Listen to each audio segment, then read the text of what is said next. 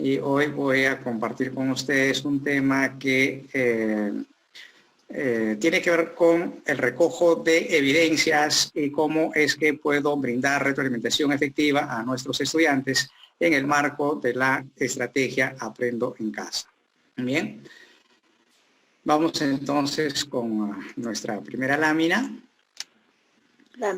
El propósito, por lo tanto, de nuestra videoconferencia. Por favor, admite a todos y siléncialos, te agradecería mucho. Ya. O los quienes están pensando o intentando ingresar por la plataforma de Zoom, por favor háganlo a través del Facebook para que ya no tenga interrupciones. Bien, veamos entonces lo siguiente. Vamos a compartir un conjunto de estrategias para recoger evidencias y luego para retroalimentar. Es muy común ver en la práctica de los maestros que estamos recogiendo producciones y producciones y producciones y nos estamos abrumando de muchas de ellas y la forma que lo hacemos también ya resulta un poco monótono porque solamente pedimos, a ver, tómale una foto, envíame al WhatsApp, envíame al correo, o en todo caso, entrega las producciones al padre de familia para que me lo devuelva, porque no tengo acceso al lugar donde se encuentran los chicos. Por lo tanto, entonces, hoy vamos a compartir, número 1, estrategias que permitan variar la forma como estoy recogiendo información, pero además también cómo es que podría retroalimentar a partir de ese recojo de información. Miremos primero algo que podría resultar todavía una práctica que se está dando en muchos de los maestros. Es algo que lo hicieron nuestros maestros con nosotros en la época escolar y que también hemos venido arrastrando hasta hace poco. Como por ejemplo, acá la maestra nos invita a observar las imágenes, los códigos que vamos encontrando en muchas prácticas evaluadoras por parte de los maestros. Cuando éramos escolares, nuestro profesor nos ponía una X para dar cuenta de que algo está mal, pero nunca nos decía, esto es lo que tienes que mejorar. Mira, esto hay que mejorar, por eso te puse una X. Simplemente nos colocaba una X. Algo similar también puede estar ocurriendo con muchos de nosotros. Nos colocaba un check para dar cuenta igual que algo estaba bien, pero nunca nos decía qué es lo que está bien y es probable que nosotros también lo estuviésemos haciendo. Nos colocaba un signo de interrogación para dar cuenta de que hay algo confuso, que no se entiende, pero nunca nos decía qué es aquello que no lo entiende o que está incompleto, como por ejemplo también una raya que se nos colocaba o también puede ser que nosotros lo estuviésemos usando. ¿Y qué decir ahora con la tecnología de los emoticones? Entonces, observe si los códigos, emoji o emoticones y las expresiones que vamos a ir presentando, y es posible que lo estemos usando para valorar las producciones de los chicos. A ver, vamos a ver si es que esto devuelve información a los mismos para ver si hay avances o no hay avances y qué cosa es lo que tienen que hacer. Imagínense, he visto muchas producciones que recogen los maestros de los estudiantes y les ponen una carita pensativa, le devuelven el trabajo de los chicos con una carita pensativa en el caso de quienes tienen la posibilidad de hacerlo. ¿Ya? O le devuelven también con un like, haciendo saber que algo está bien, pero igual no le dice nada al estudiante. Si el docente, yo fuese estudiante, me envía esto con una carita aplaudiendo, ¿no es cierto? E igual no sabría por qué me aplaude. Por lo tanto, colegas, esta práctica que solemos colocar solamente códigos o emoticones o también expresiones como estas, hiciste un buen trabajo.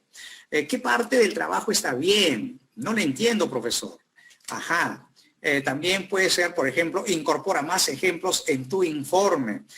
Profesor, está insuficiente, es insuficiente. ¿Por qué es insuficiente? ¿Por qué tengo que complementar o incorporar otros ejemplos a mi informe? No le entiendo. Debería ser más explícito en la medida que el estudiante tenga la posibilidad también de hacer esta observación al docente, pero como no lo tiene, muchos de ellos simplemente se quedan, me felicitó, gracias profesor, ¿no? Me dice que es insuficiente, uy, que no sé qué le haga faltado, me pongo apenado por aquello que pienso que no está bien el trabajo. Igual expresiones sobresaliente, excelente, ¿qué es lo que está excelente en el trabajo del estudiante. No le dice nada. Es probable que algunos ya estén usando las letras para calificar cuando eso no tiene que suceder todavía. Igual, si es que le pone A, B, C, absolutamente nada. Cuando le digo al estudiante, tu trabajo está regular, ¿qué parte está regular? ¿Por qué está regular? ¿Qué es lo que tengo que hacer para mejorar? ¿Cómo puedo hacer para pasar de regular a bueno? No le dice absolutamente nada. Igual, puede ser que estuviéramos utilizando otras expresiones como debes de mejorar. ¿Qué cosa puedo mejorar, profesor? Puedes hacerlo mejor. ¿Qué parte, profesor, tendría que hacerlo mejor? Entonces, los maestros tenemos que ser muy explícitos, muy claros a la hora de valorar las producciones de nuestros estudiantes. Y miremos acá, por ejemplo, otra frase puede ser incompleto, muy bien, felicitaciones, igual. ¿Qué es lo que está bien, profesor, para que usted me felicite? ¿Qué es lo que está bien? ¿O qué es lo que falta? ¿Por qué me dice que está incompleto? Si es que yo no le doy información adicional, me estoy quedando en generalidades. Y eso no le ayuda al estudiante a darse cuenta de aquello que tiene que cuidar para avanzar y aquello que tiene que seguir potenciando para seguir también avanzando. Por lo tanto, acá tenemos una imagen de una maestra que nos dice qué logros o dificultades de aprendizaje expresan dichos códigos, emoji o emoticones y expresiones cuando evaluamos a nuestros estudiantes o cuando valoramos sus producciones. Concordarán conmigo, colegas, ninguna información devuelve al estudiante cuando coloco solamente expresiones generales o cuando solamente coloco los códigos o los emoticones. Por lo tanto, maestros, colegas, evitemos el uso de estas expresiones, de estos emoticones y de estos códigos siempre y cuando no adicionemos información que le devuelva al estudiante aquellos comentarios que debe de cuidar o tenerlos en cuenta para seguir mejorando o para seguir potenciando aquello que viene haciendo bien. Por lo tanto, no quiero decir no use felicitaciones, úselo, pero tiene que explicar al estudiante por qué lo está felicitando. Debes mejorar. ¿Qué es lo que tiene que mejorar? Tiene que mejorar el informe, en qué parte del informe es lo que tiene que mejorar la carta que ha producido, qué es lo que tiene que hacer. Entonces necesitamos adicionar información a estas expresiones y no dejarlas así como están porque, repito, no le dice absolutamente nada al estudiante. Igual con los emoticones y los códigos. Si usted le pone el emoticón solito, no le dice nada al chico. No, pero ya se sobreentiende. Acá no hay que el chico, por deducción, puede saber aquello que le falta. No, tenemos que ser bien claros, tenemos que ser bien explícitos, porque no solamente estoy hablando de los estudiantes, estoy hablando también de las familias. Puede el estudiante entender qué significa la carita pensativa, pero tal vez no lo entienda el padre. Pero en cualquiera de los casos, igual, si lo va a usar, compleméntelo con información adicional que le devuelva al estudiante la información para que pueda seguir mejorando, para seguir avanzando o para seguir corrigiendo, pero igual pueda avanzar. Veamos la siguiente lámina de reflexión. Acá vemos una maestra que está reflexionando, ya, hay una maestra que está reflexionando y acá nos presenta la información de dicha reflexión. En relación a los códigos, emoticones y expresiones que se han visto en la primera lámina. Inicialmente estos pueden promover la motivación del estudiante, sin embargo, no encausan el aprendizaje porque no devuelven, porque no le entregan ninguna información sobre cómo mejorar. Pueden terminar siendo contraproducentes porque el estudiante se va a preocupar básicamente por acumular más caritas felices, por reunir más felicitaciones, pero repito, no le dicen absolutamente nada de cómo tendrían que mejorar o qué es lo que tendrían que hacer para seguir mejorando. Entonces, colegas, evitemos el uso solamente de estas expresiones o emoticones o signos, pero podemos usarlo en la medida que acompañemos una descripción para que el estudiante entienda qué es lo que...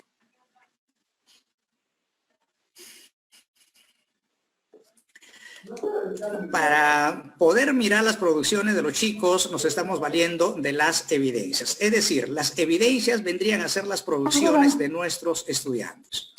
Cuando usted revisa el programa, cuando usted revisa el programa de inicial, los que son de inicial, los que son de primaria, igual, o de primaria, los que son de secundaria, el de secundaria, en el capítulo 3, que nos habla sobre las orientaciones para planificar el proceso de enseñanza y aprendizaje, en el segundo proceso de planificación curricular, donde se tiene que establecer los criterios de evaluación o establecer las evidencias para ver el desarrollo de las competencias, el programa nos dice bien claro, en cualquiera de los 3 niveles, nos dice las evidencias. ¿Qué vienen a hacer las evidencias? Vienen a hacer los trabajos o las producciones, nos dice textualmente, tangibles, pero también intangibles. ¿De acuerdo? Eso nos presenta como producción el programa de primaria, de inicial y también el de secundaria. No se observa la PPT. No se observa el PPT. ¿Observan todos, colegas? No se observa, por favor. ¿Para todos no se observa nada? Sí está, maestro. Sí se observa, maestro. Sí se observa. Ya, perfecto. Muchas gracias. Muchas gracias. Ya, mi amigo Atok, por favor, ayúdenme con silenciar los audios. Hay personas que están haciendo bulla. Bien. Entonces, vamos con las evidencias. En la norma, la 025 del año 2019 que estuvo vigente, ¿no? En ella se hablaba de las evidencias, pero ya no tanto como producciones tangibles e intangibles, sino se decía que las evidencias vienen a ser las producciones y o actuaciones de los estudiantes. Leyendo la 094, la norma de este año, que es la que está vigente y deroga la 095, nos dice que las evidencias también vienen a ser las producciones y o actuaciones de nuestros estudiantes. ¿De acuerdo? Pero muchos dirán, ¿pero qué cosa es una producción? ¿Y qué cosa es una actuación? Porque solamente lo menciona la norma, no lo describe, no lo explica.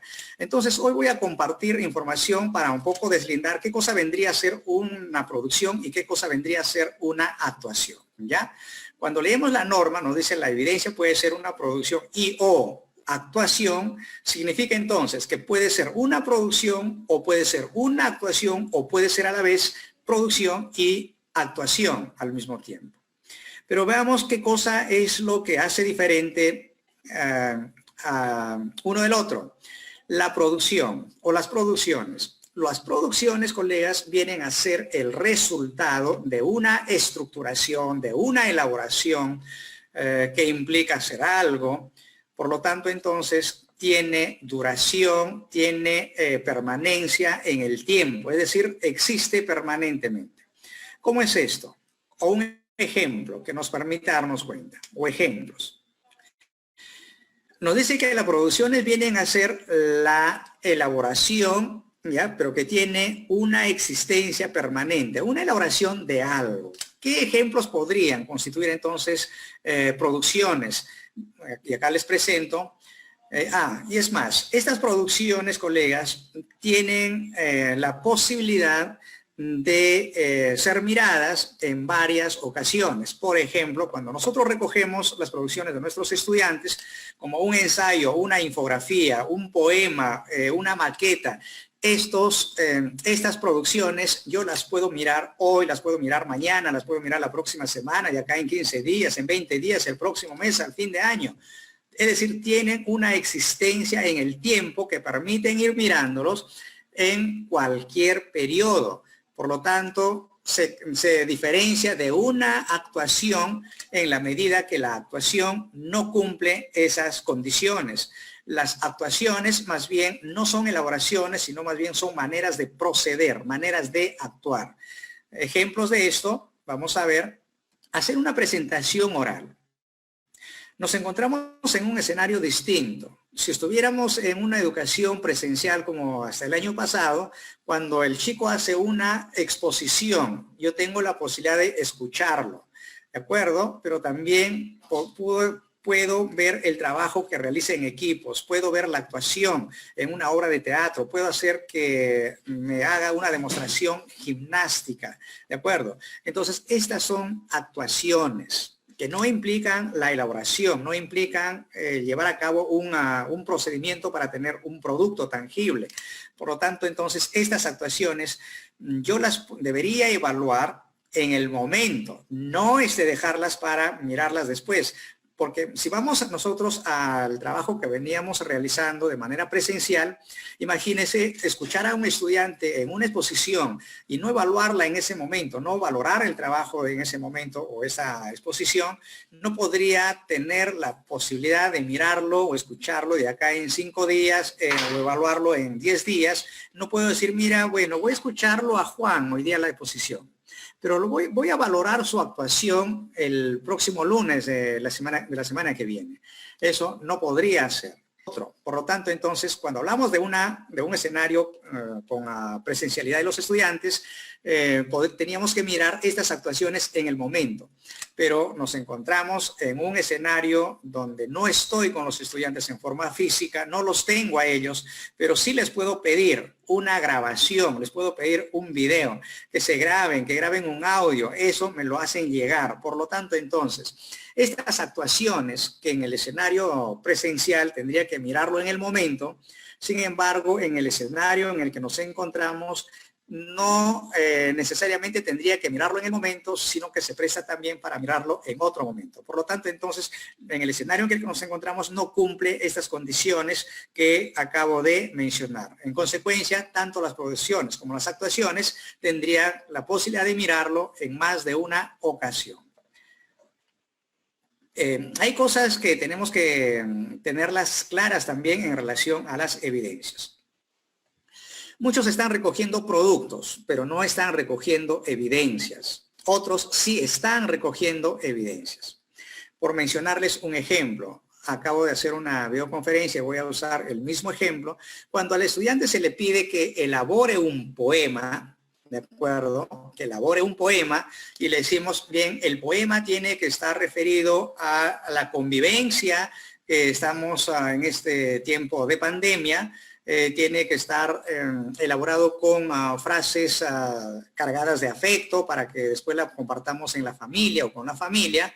Tienen que colocar el título, tienen que estructurar el poema en estrofas. Dichas estrofas tienen que estar constituidas por versos. Cuiden la musicalidad, es decir, las frases que tengan que rimar. No olviden iniciar con mayúscula y colocar el punto al final. Igual, después de cada estrofa, inicien con mayúscula y al final tienen que colocar su nombre porque ustedes son el autor. ¿Ya? Fíjese, le estoy dando la tarea, pero le estoy también dando los criterios de evaluación. Entonces, cuando el chico emprenda la elaboración del poema, va a tener que ajustar la producción a las indicaciones dadas. Entonces tendrá que pensar para quién va a escribir el poema, qué es lo que va a escribir en el poema, quién es el que va a escribir el poema.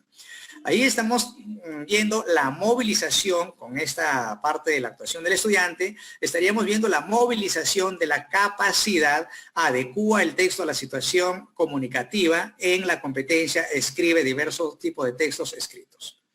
Cuando el estudiante va dando forma a los versos, las estrofas del poema desde un inicio hasta el final, está movilizando la capacidad 2 que vendría a ser, o la segunda capacidad que vendría a ser, organiza y desarrolla sus ideas. Cuando el estudiante está colocando la mayúscula, está colocando el punto y aparte al final, igual, está considerando posiblemente, se considera situaciones que permitan incluir la coma enumerativa, igual, colegas, estaría usando allí o estaría movilizando otra de las capacidades de la competencia, escribe diversos tipos de textos. Esta capacidad refiere al uso de... al uso de convenciones de lenguaje. En todo caso, estaríamos allí ya, por ejemplo, visualizando 3 capacidades movilizadas. Y cuando, por ejemplo, se le dice al estudiante, al final de tu producción o de tu poema, revisa el texto que has elaborado para ver si es que has iniciado con mayúsculas, le has puesto el punto al final, si le has puesto un título, si es que riman, si es que hay musicalidad y si es que al final estás colocando tu nombre para dar cuenta que eres el autor. Entonces estaríamos movilizando con esta revisión la capacidad reflexiona y evalúa el contenido, la forma y el contexto del texto escrito. Este es un claro ejemplo de evidencia. Es un producto, sí es un producto, pero a la vez cumple las condiciones de una evidencia.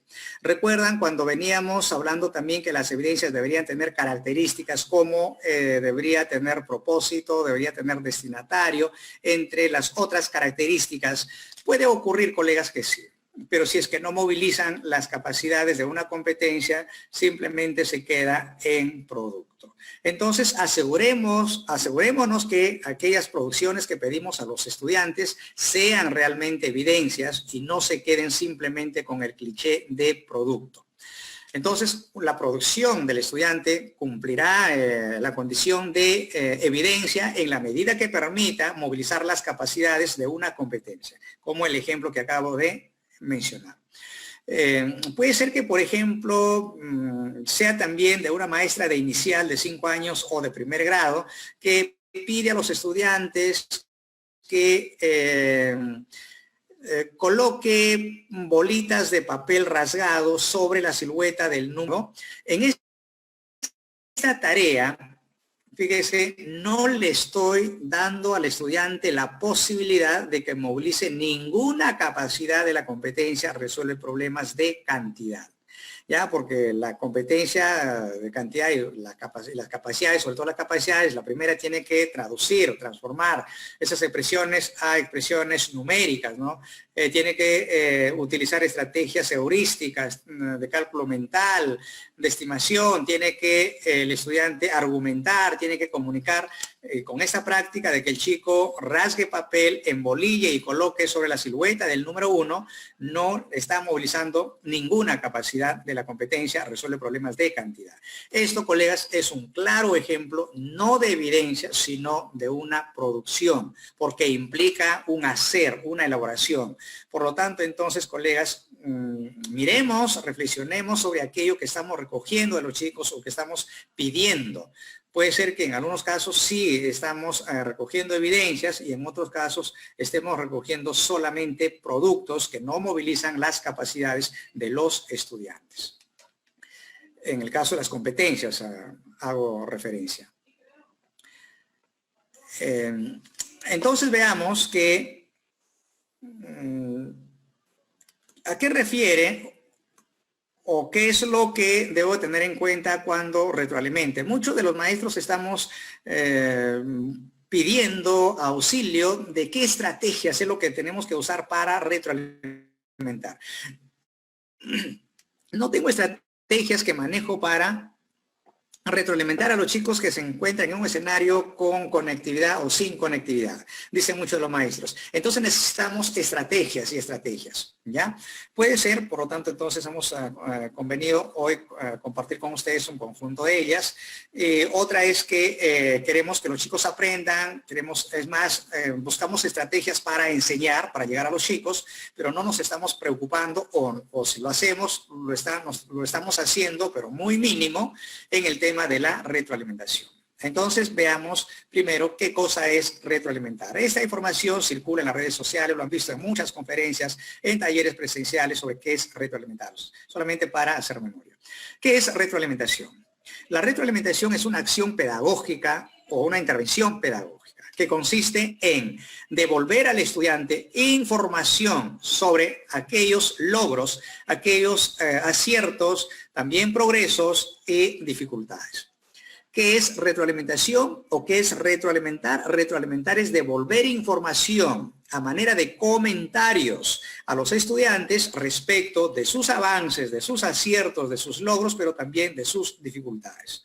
Es probable que muchos estemos mirando solamente los errores, las dificultades que tiene el estudiante. No solamente es eso, sino que además debo de mirar los logros, los aciertos y los progresos para que a partir de ello brinde retroalimentación. Por lo tanto, la retroalimentación no está o no se enfoca solamente en los errores de los estudiantes, sino además en los logros, aciertos, avances o progresos de nuestros estudiantes. Pero ¿de cara a qué o en relación a qué? Cuando tengamos que hacer retroalimentación o brindar retroalimentación a los estudiantes, lo que tenemos que cuidar es lo siguiente. Pensar primero cuál es la meta que tenían que alcanzar los chicos y cuáles son los criterios de evaluación que voy a considerar en esa producción. Es decir, al mirar la producción y en el caso de los chicos para hacer la producción o para emprender la tarea. Por lo tanto, no debería pensar en retroalimentar sobre aquello que yo no les pedí que hicieran los estudiantes o sobre los criterios de evaluación que no fueron compartidos con ellos. Un maestro había solicitado que sus estudiantes enviaran, como uno de los criterios de evaluación había puesto, presentar el trabajo de manera puntual. Ajá. Es un criterio, decía el maestro, que había considerado para que los chicos tuvieran en cuenta. Pero los criterios de evaluación, colegas, no se elaboran porque yo considero que así debe ser, porque bueno, a mí me parece, ¿no? Porque en mi época o hasta el año pasado yo lo venía haciendo así, porque si es que no le pongo deben entregar el trabajo puntual, no lo hacen.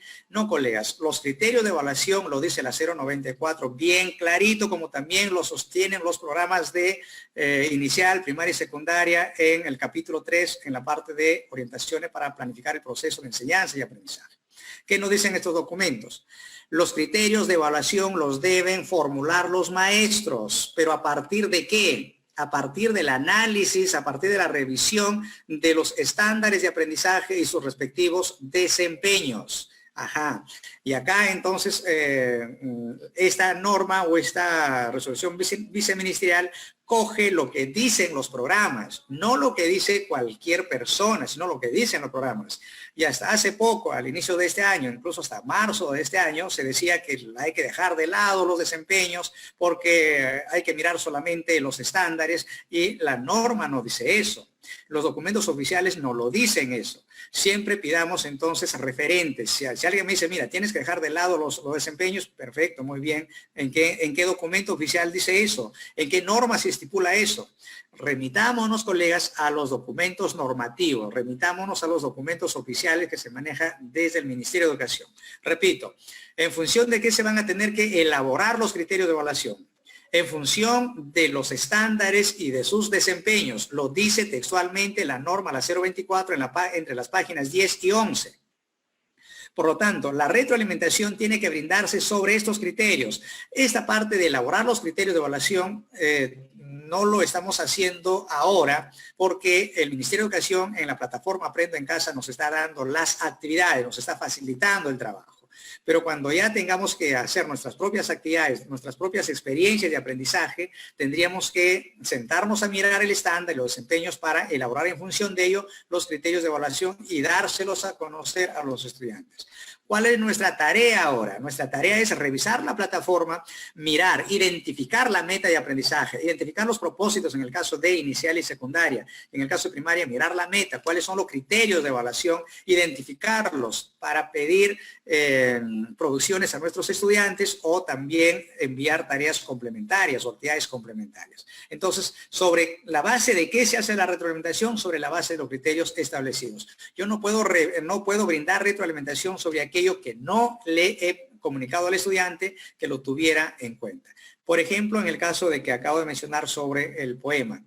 Yo le pedí a los estudiantes que me pongan título al poema. Le dije que utilizaran un lenguaje afectivo o afectuoso, cargado de amor. Le dije que coloquen mayúscula al inicio de cada estrofa y pongan el punto y aparte y que terminen también al final colocando el punto. Les dije también que cuiden la musicalidad. Les dije también que coloquen su nombre porque cada quien es el autor. Entonces, esto es lo que tengo que mirar.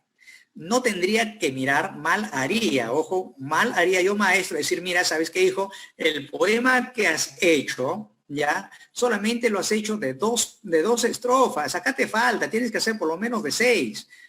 Yo con justa razón le diría, maestro, pero en ningún momento me ha especificado de cuántas estrofas tiene que ser. Usted nos dijo que hagamos el poema. Entonces, repito, no miremos aquello que no hemos comunicado a los estudiantes para que tengan en cuenta en sus producciones. La retroalimentación es la que más influye en los aprendizajes de los estudiantes. Algo que tenemos que considerar, colegas, aquello que nos dice Ramaprasad, ya es un referente para lo que es evaluación formativa del Ministerio de Educación, dice, la retroalimentación es la que más influye en el aprendizaje de los estudiantes. ¿Y por qué razón? Porque es la que permite cerrar la brecha, entre aquello que saben hacer los estudiantes y aquello que deberían alcanzar. En otras palabras, entre el desempeño actual y el desempeño ideal. Esto nos dice Ramaprasad, citado por Ross. Ramaprasad lo menciona en 1983 y Ross lo toma en cuenta en el año 2004. Entonces, puede resultar, y es por ello de repente lo que no hemos avanzado mucho en educación o en las mejoras en educación. Porque siempre nuestra preocupación estaba en buscar estrategias para enseñar, en buscar materiales para enseñar, que no está mal, ya está bien, pero imagínense, yo me preocupo por los materiales, yo maestro me preocupo por las estrategias. Fíjense en comunicación, por ejemplo, desde el 2003 o 2004 que se declara la educación en emergencia con Toledo hasta la fecha. No hemos avanzado mucho en comunicación, en lectura. No hemos avanzado mucho en la resolución de problemas en matemática. ¿Y por qué razón? Porque nuestra preocupación estaba en las estrategias. ¿Y ahora qué estrategias novedosas? Muy bien, hemos aplicado y venimos aplicando bonitas estrategias en el trabajo con los estudiantes. Pero ¿dónde estamos fallando, colegas? Es en la calidad de la retroalimentación que le doy al estudiante. Estoy fallando en el acompañamiento que debo realizar al estudiante y brindarle retroalimentación, hacerle devoluciones. Allí estamos fallando. Por lo tanto, colegas, estos espacios permiten fortalecernos para seguir mejorando.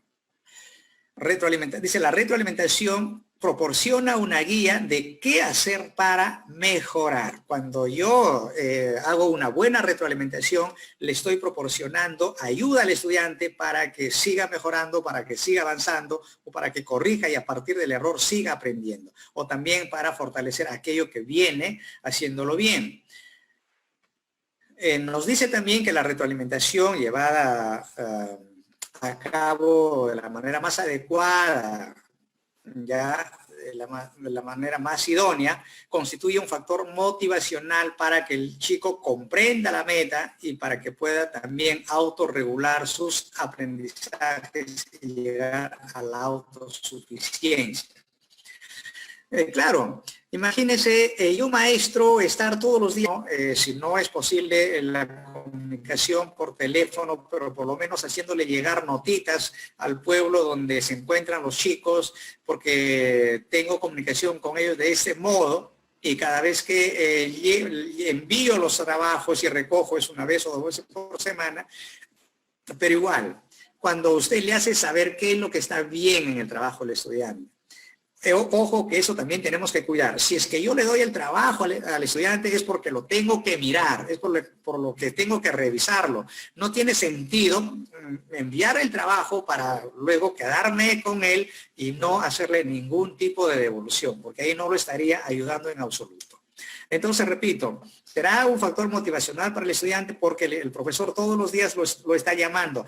No le está llamando para recriminarle, no está llamándolo para decirle lo mal que ha hecho el trabajo, sino para ofrecerle ayuda. Juancito, ¿cómo va la tarea? ¿Cómo va el trabajo? Cuéntame. ¿Cómo va la escritura del poema? Se te encargó el poema que hicieras. ¿Cómo estás? ¿Cómo avanzaste? ¿Le pusiste el título? A ver, fíjate. Fíjate si es que hay musicalidad, es decir, si es que los versos o las frases que estás considerando riman o no riman. A ver, cuéntame cómo va. Profesor, tengo dificultad. ¿En qué tiene dificultad, hijo? Justo en la parte de la musicalidad, no entiendo cuando usted dice a qué se refiere musicalidad, dígame. Musicalidad significa cuando, por ejemplo, la última palabra rima, ¿no es cierto?, del verso con el verso de la siguiente palabra, en su terminación. Entiendo, profesor. Claro, gracias, profesor. Muy bien. Entonces le vuelvo a llamar nuevamente. Imagínense ese tipo de comunicación, ese tipo de... Yo estaría feliz como estudiante que todo el día, en toda la actividad me llame el profesor porque me ayuda, ¿no? Por ello se constituye un factor motivacional. Debe darse, nos dice Laurie Shepard, esto lo han leído ustedes en el curso de planificación curricular y evaluación formativa, nos dice Shepard, la retroalimentación se debe dar en el proceso, no se debe dar al final. ¿Ya? Eso nos dice Shepard, pero también nosotros encontramos información como la que nos proporciona Pedro Ravela, Rebeca Anijovic, William, entre otras autoridades en relación al tema de evaluación formativa, y nos dicen, si bien es cierto, pero también puede ser mediata, uno es inmediata y otro es mediata. Significa que puedo hacerlo en el momento, pero también podría hacerlo al final de la producción. Lo podría hacer hoy por la tarde, lo podría hacer mañana o cuando me devuelvan los estudiantes que me mandan una vez por semana, pero no podría guardarme yo esas producciones para hacer la retroalimentación de acá dentro de 15 días, dentro de un mes o cuando finalice el primer semestre. No. Hagamos la retroalimentación en el tiempo que podamos y tiene que ser cuanto antes, no tiene que ser muy prolongado el tiempo para tener retroalimentación al estudiante. Encontramos preguntas para que nuestra retroalimentación sea eficaz, ya nos dice, lo primero que tendríamos que preguntarnos es, ¿cuál es el error principal que comete el estudiante en el trabajo que se le ha encomendado? ¿Cuál es el error? Una vez identificado el error, yo tendría que preguntarme y tratar de solucionarlo con el estudiante lo siguiente. ¿Cuál es la razón? Ubiqué el error, pero ¿cuál es la razón por la cual el estudiante comete este error? Identifiqué, repito, el error y ahora acá este error. Y una siguiente, esto es como un protocolo a seguir, la siguiente pregunta sería, muy bien, identifiqué el error, ya sé a qué se debe, pero ¿cómo puedo guiarlo al estudiante para que evite cometer el error en un futuro? Repito, identifiqué el error, ¿de acuerdo? Busco una explicación por qué es lo que comete el error el estudiante, pero no me quedo allí, sino más bien veo en posibilidades de cómo podría ayudarlo a que evite el error en lo sucesivo. Igual no me quedo allí. Identifiqué el error, ya sé a qué se debe, ya sé cómo puedo ayudarlo.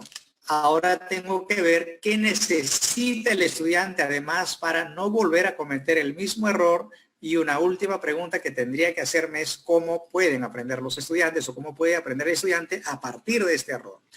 Estas preguntas lo han leído ustedes en muchas ocasiones, seguramente en los talleres, y esto lo encontramos en la página 180 y 181 del Currículo Nacional, en el capítulo 7 sobre las orientaciones para la evaluación formativa, ya precisamente en aquella orientación que tiene que ver con la red que estoy compartiendo, esta parte de la información que está en la pantalla.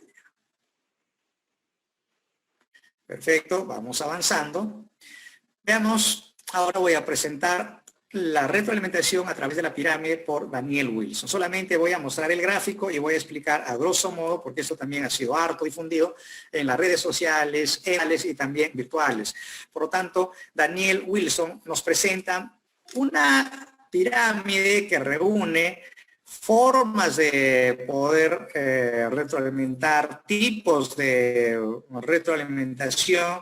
Por lo tanto, la primera parte, la cúspide de la pirámide, encontramos tipos de retroalimentación, y nos dice Daniel Wilson que esta retroalimentación que podría dar al estudiante puede ser de manera formal o también de manera informal, ¿ya? De manera formal, una retroalimentación formal, cuando es planificada. ¿Cómo así? Hoy me reúno con los estudiantes de la forma como estoy conectado con ustedes, y en la tarea que están haciendo o están emprendiendo, me doy cuenta que la mayoría, o de 30 chicos, 18 o 15 estudiantes tienen dificultades en la tarea que se les encomendó. Por lo tanto, entonces, a eso se puede jornada, me comunico y les digo, muy bien chicos, el día de mañana nos vamos a reunir en la tarde a través del Zoom o a través del WhatsApp, nos vamos a reunir por 10 minutitos para hablar sobre la tarea, sobre aquello que pudiera ayudarles para que sigan avanzando, sigan mejorando. Este es un ejemplo de retroalimentación formal, que pudiera terminar en una nota, sí, pero eso sigamos nosotros retroalimentando y retroalimentando. Ya saldrán en su momento las disposiciones del ministerio para poder ser compartidas y darle uso. La retroalimentación informal más bien no es planificada, sino más bien es espontánea, se da en el momento. Por ejemplo, estoy almorzando después de la jornada laboral con mis estudiantes y me suena el celular y empiezo a contestar. Y un estudiante dice, profesor, ¿podría ayudarme? Tengo dudas acá. Y le digo, ¿cuál es tu pregunta, Abrigo? ¿Cuál es tu inquietud? Y el chico me explica cuál es la inquietud. Y frente a esa le doy retroalimentación a esa inquietud. Y eso es formal porque no es planificada, ¿no? Es pensada, sino surge en el momento. O como también puedo llamar al estudiante o puedo llamar a las familias de los más pequeños para pedirles, me comenten cómo van los chicos en la tarea o en la actividad que se les ha dejado, lo elaboren o lo hagan. Eso es un tipo de retroalimentación informal. ¿Qué nos dice Daniel Wilson? Busquemos un equilibrio, no hagamos solamente uso de un tipo, sea este formal o solamente informal. Veamos la forma de equilibrar, es decir, puedo ir trabajando formal, este tipo de retroalimentación, tanto formal como informal. O puede ser que hoy en mi actividad lo hago de una manera formal, mañana lo hago de una manera informal. La idea es ir matizando y no quedarnos con una de ellas como única forma de poder hacer o brindar la retroalimentación. Nos presenta las formas, que también es conocida por ustedes, la verbal, la no verbal, escrita y actuada. Para ser honesto, colegas, he buscado en las mismas producciones de nuestro amigo Daniel Wilson información sobre este tipo de no verbal y este tipo de actuada, no encuentro. Por lo tanto, entonces, las otras fuentes también no hablan de ello, solamente hablan de una retroalimentación verbal u oral y una escrita. Por lo tanto, entonces, también voy a explicar a grosso modo de estas dos formas de retroalimentación. La retroalimentación verbal, su mismo nombre lo dice, es aquella que se hace de manera verbal o de manera oral. Es establecer un diálogo, colegas, es establecer un diálogo, pero no un diálogo cualquiera, no es un diálogo de preguntar y recibir respuestas, sino más bien es un diálogo bastante reflexivo que ayuda al estudiante a reflexionar, ayuda a comprender sobre aquello que está logrando, aquellos avances, pero también sobre aquellas dificultades que tiene para seguir mejorando. En cambio, la retroalimentación de forma escrita, el comentario que le hago ya no lo hago de manera oral, sino que voy haciendo anotaciones, comentarios al costado de las producciones, de los trabajos de los estudiantes. Allí radica la diferencia entre estas dos formas de retroalimentación. ¿Ya? En cualquiera de los dos casos, la retroalimentación tiene que ser bastante clara, bastante precisa. Vamos a ir combinando estos tipos que nos presenta Daniel Wilson con las estrategias que más adelante voy a presentar.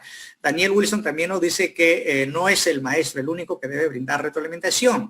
Recuerdan ustedes, en algún momento hablábamos de las modalidades de la evaluación y hacía alusión a la autoevaluación, a la heteroevaluación y a la coevaluación. Entre ellos, hetero, yo a los estudiantes o estudiantes a mi persona. Autoevaluación, cuando el estudiante valora su propio ritmo de trabajo, sus trabajos o sus producciones. Entonces, a eso se refiere las cuentas. Colegas, me dirán, pero ¿y esto para qué nos sirve? Muy bien. Dos cosas, colegas. Número uno, me sirve para enriquecer mi práctica pedagógica y mirar en este gráfico lo que nos propone Daniel Wilson. Entonces, ¿para qué me sirve? Número uno, para reflexionar qué tipos de retroalimentación hay, qué formas de retroalimentación hay, qué fuentes para darle uso. Número uno. Número dos, ¿para qué me sirve? Igual para seguir reflexionando. Puede ser, colegas, que solamente me ubico en la retroalimentación formal, es decir, siempre hago retroalimentación formal, siempre lo hago de manera verbal y siempre soy yo el que hago la retroalimentación. Pero si miramos el gráfico, tengo otras posibilidades. Por lo tanto, entonces digo, mira, pero si yo estoy haciendo retroalimentación formal, estoy haciendo solamente de manera verbal y soy el quien hace la retroalimentación, pero tengo otras opciones. ¿Por qué de repente a partir de mañana no lo matizo? Hago también la informal, hago la escrita, pero a la vez lo hago verbal y también permito que no solamente sea yo el que retroalimente, sino que también lo hago que los chicos se retroalimenten. ¿Y cómo se van a retroalimentar los chicos? Los chicos se van a retroalimentar cuando tienen claridad sobre los criterios de evaluación. Miran su producción para ver si se ajusta a los criterios de evaluación, ahí empiezan a mejorar, ahí se están retroalimentando. Entonces, pero también puede ser que me dice Fausto, ¿se pueden retroalimentar entre compañeros? Claro que sí. Si es que hay la posibilidad de conectividad, llámese a través del internet, como lo estamos haciendo a través de una pantalla, o puede ser también a través de un celular con el WhatsApp, ¿no es cierto? Tenemos la posibilidad de conectarnos con nuestros estudiantes. Y entonces le digo, muy bien, ahora, a ver, Juan y Pedro, van a mirar el trabajo, a ver si van a mirar entre ustedes el trabajo, pero ¿en base a qué? En base a los criterios de evaluación. Por lo tanto, cuando los chicos también tengan que autoevaluarse, coevaluarse y yo hacer la evaluación, en las tres fuentes debemos tener claridad sobre los criterios que vamos a considerar al juzgar o valorar las producciones de los estudiantes. Muy bien, hasta ahí nomás la información en relación a esto de la retroalimentación. Ahora sí, colegas, les invito a mirar las estrategias. El ministerio lo considera como una estrategia a la pirámide de Wilson. Yo no le he considerado así porque básicamente es un protocolo que tenemos que seguir, que tenemos que cuidar. Sí, más bien lo considero como una estrategia a la escalera de Wilson, que también es de conocimiento de muchos de los maestros. Esta herramienta ha sido muy difundida en las redes sociales, en los seminarios, en los webinars, en las conferencias, en los talleres presenciales inclusive, ¿ya? Entonces, les voy a hablar sobre cada una de estas estrategias, la escalera de Daniel Wilson, las tarjetas ABCD, ya que en algunos talleres, por ejemplo, he trabajado con estos materiales, pero no para este escenario. Lo voy a trabajar para que ustedes lo puedan hacer uso. Los palitos con nombre, que también eso es harto conocido por muchos. Las pizarritas. Pero vamos a ver cómo estas estrategias podría yo utilizarlo en las actividades que voy a trabajar con los chicos en inicial, en primaria y en secundaria. Es probable que me digan, Fausto, pero mira, todas estas tienen que ver más con conectividad. Sí, es cierto, tienen que ver más con conectividad, pero vamos a ver a qué conclusión llegamos al final. Entonces vamos a empezar con la primera estrategia, que es la escalera de Daniel Wilson, ¿ya? Wilson nos da una herramienta que permite brindar retroalimentación. Es decir, no es tanto una estrategia para recoger evidencia, sino básicamente es una estrategia, es una herramienta para brindar retroalimentación, porque es como una suerte de protocolo de pasos a seguir y tenemos que seguir sí o sí. Y vamos a ver, algunos dicen, mira, la escalera puede seguir los 4 pasos, sí, pero también puede ser 1, solamente 2, pero no te dicen cuáles. Y vamos a ver ahora a qué se refieren cuando dicen esto, ¿no? Bien, decíamos que es una estrategia que permite brindar retroalimentación, pero que también nos presenta para ello 4 pasos, que también es conocido para muchos. Un paso es el primero, que es clarificar; el segundo es valorar; el tercero es expresar inquietudes; y el cuarto paso es hacer sugerencias, ¿ya?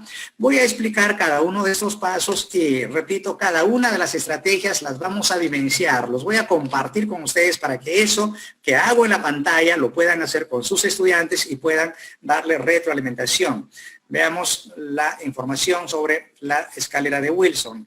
Wilson nos presenta así la imagen de la escalera con los pasos a seguir. Primero hay que clarificar, hay que valorar, hay que expresar inquietudes y hacer sugerencias.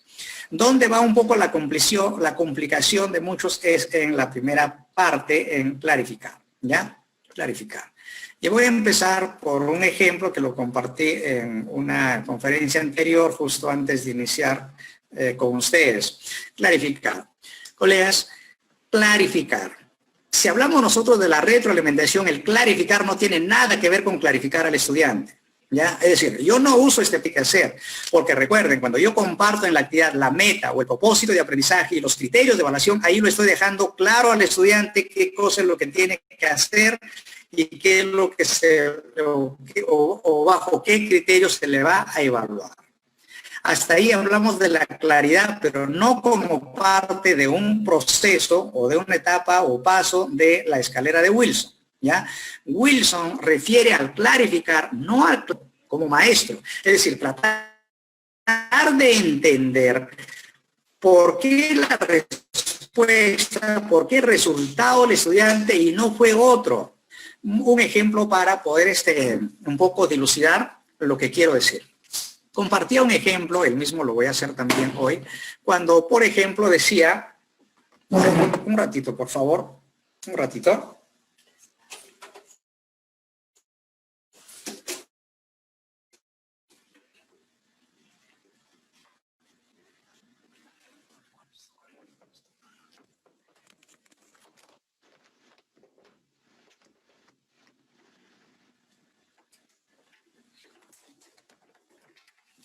Ya, perdonen la interrupción, colegas. Bien, veamos entonces.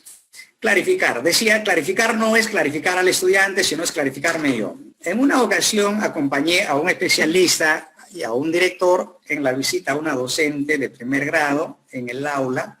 No voy a mencionar a quién ha sido, de dónde ha sido, ya.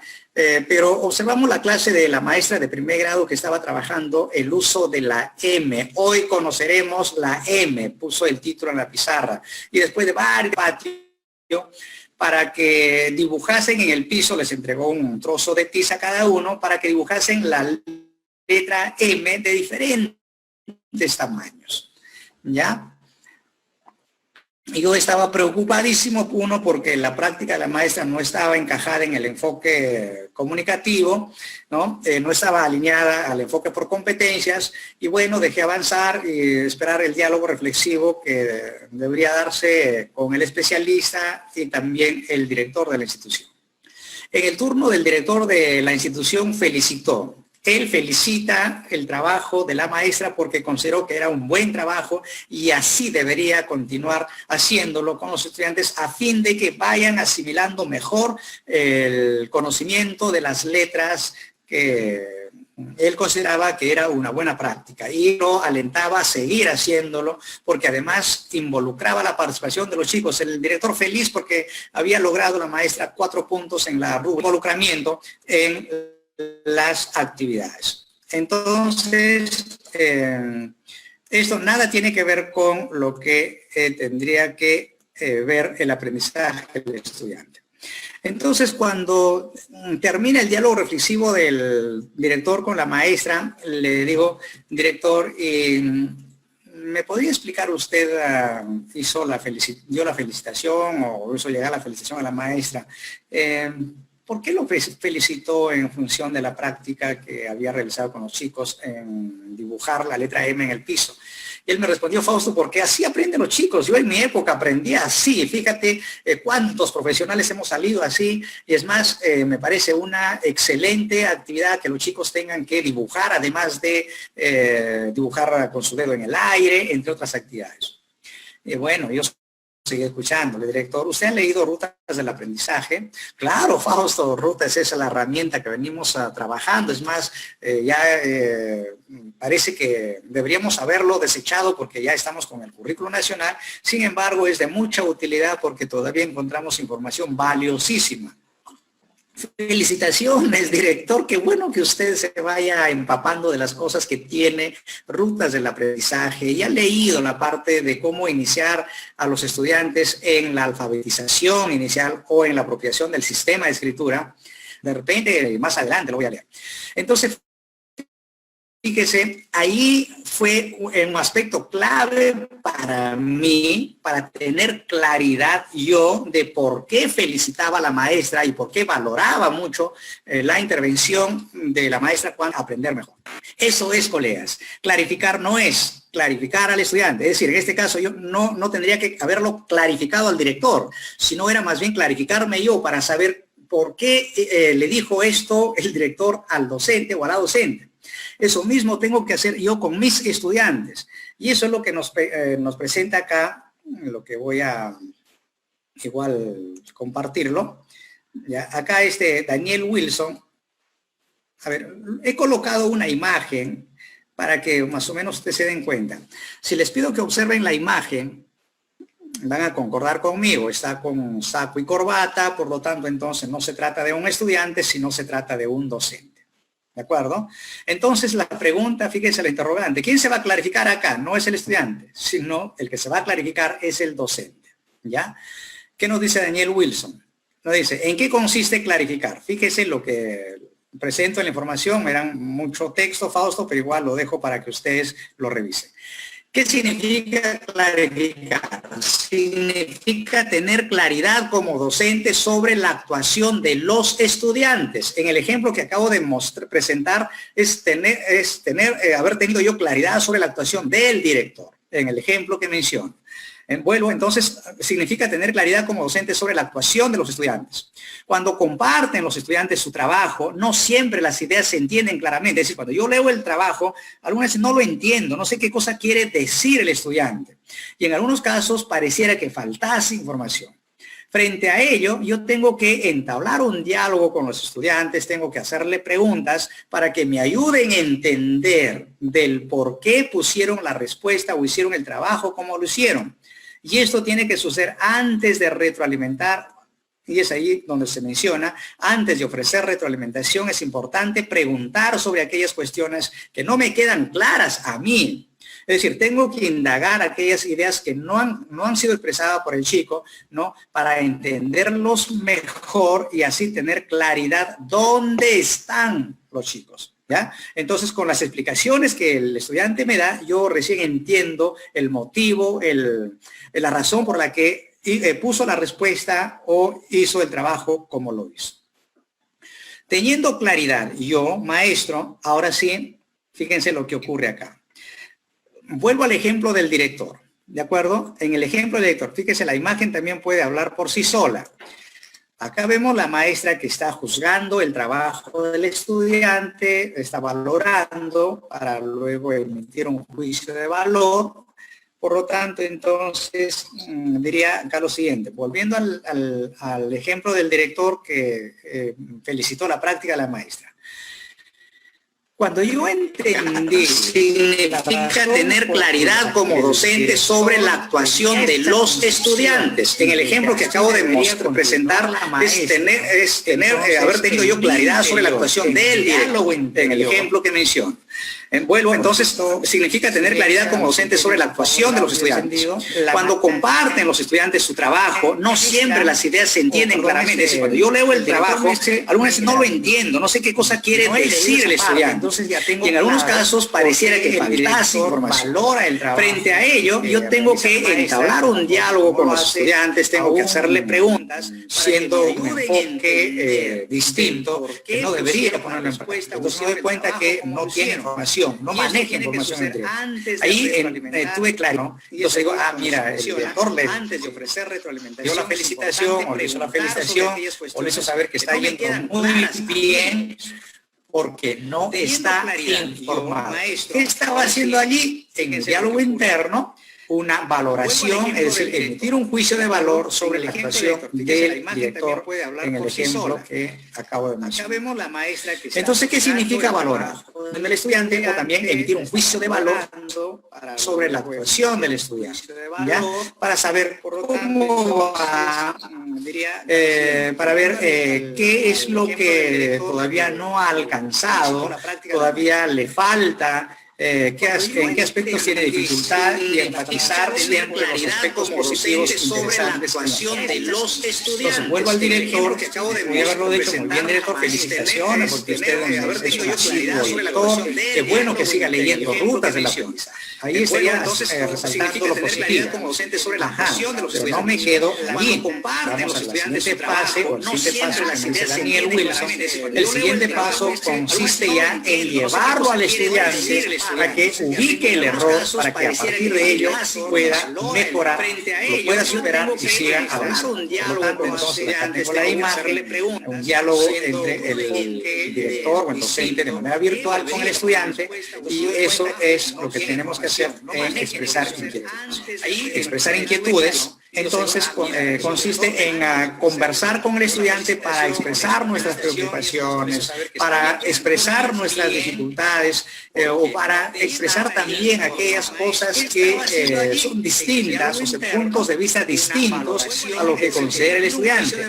¿Para qué? Para hacer lo que se dé cuenta sobre el error y pueda superar. ¿De acuerdo? Entonces, ¿qué significa valorar? Pero miren, Fausto, esto es teoría, esto obviamente lo conocemos perfecto, esto mismo lo vamos a hacer, pero con ejemplos prácticos para que ustedes tengan información y puedan hacerlo esto mismo con sus estudiantes. Y finalmente, hacer sugerencias, colegas. Cuando llegamos al punto de hacer sugerencias, significa plantearle ideas, significa plantearle pistas, no necesariamente darle la respuesta, ¿no? Y en esa parte las sugerencias no solamente es pensando en que el chico pueda superar la dificultad de la tarea que se le ha encomendado, sino que siga desarrollando sus competencias a lo largo de su vida. Por ejemplo, cuando al estudiante se le da la tarea de que identifique o ubique el tema central en un texto que lee, tiene dificultades. Yo le digo, muy bien, a ver, hijo, y si yo te pregunto de qué trata el texto, ¿podrías decirme de qué trata el texto? Y el chico se pone a leer, precisamente el texto habla de los animales en peligro de extinción.